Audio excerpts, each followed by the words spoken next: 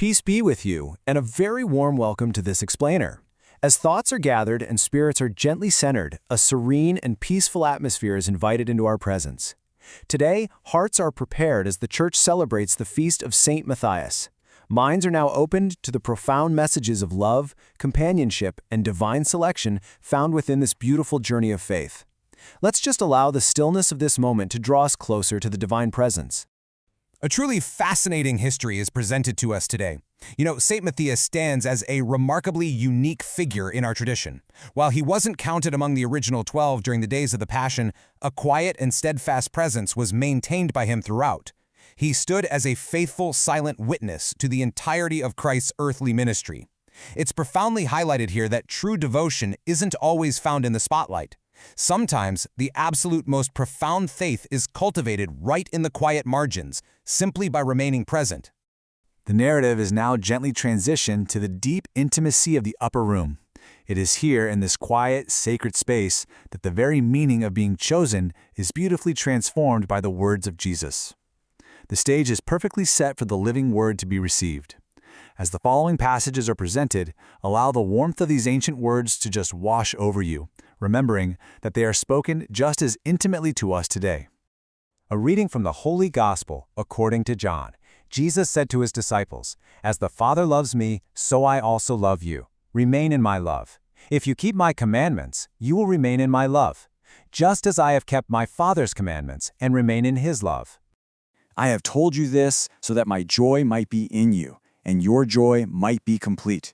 This is my commandment: love one another as I love you.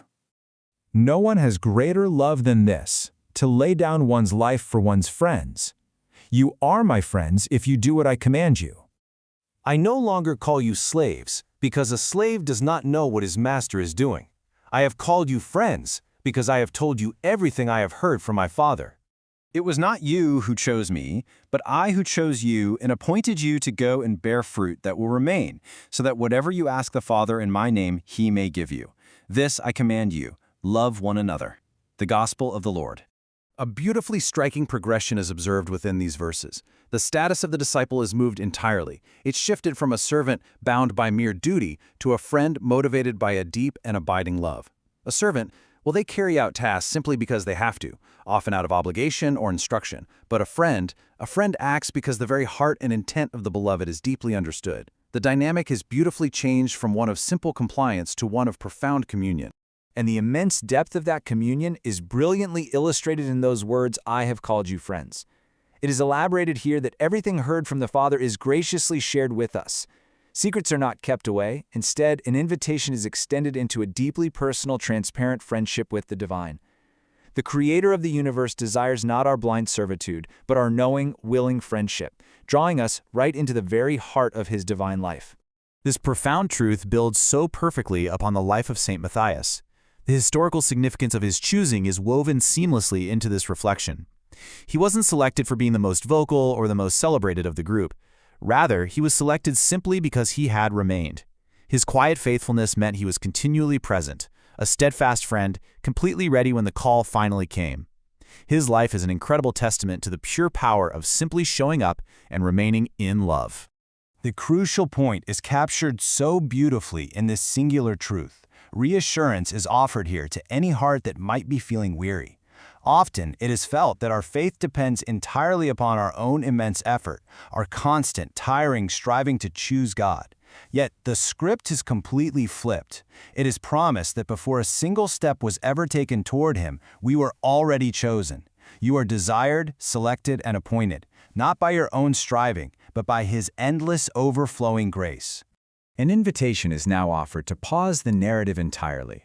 Let the stillness of this moment just settle around you. Breathe in the reality of this profound question.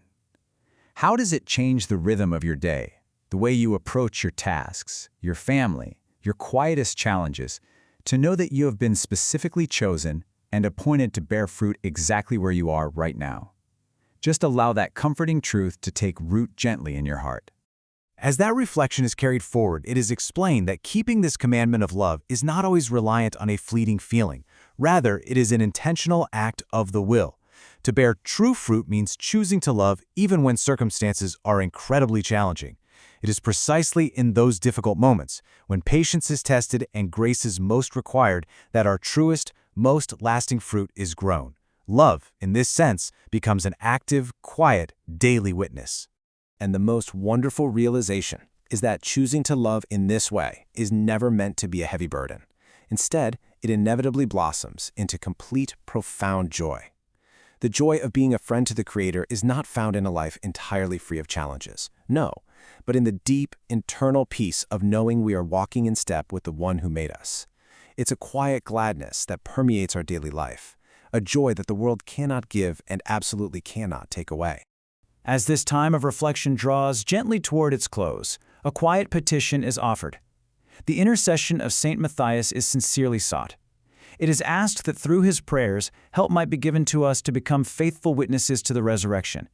May his example inspire a living out of faith, not necessarily in grand, sweeping gestures, but in the quietest, unseen parts of our daily routines, trusting completely that our unseen faithfulness is deeply cherished by God. Hearts are now joined in a calm and heartfelt prayer. Lord, immense gratitude is offered to you for the extraordinary gift of calling us your friends. We ask for the grace to continually remain in your love. Strengthen our wills so that lasting fruit may be born in all that we do, guided by your gentle hand and sustained by your endless compassion. Amen. The peaceful journey of This Explainer has brought us from the quiet devotion of St. Matthias through the transformative words of the upper room to the profound realization of our own divine friendship. May joy truly be made complete in His love as steps are taken back into the rhythm of daily life, forever changed by the incredible knowledge that we are chosen. A greeting from the OLO Bible Study family. We'll see you in our next Explainer.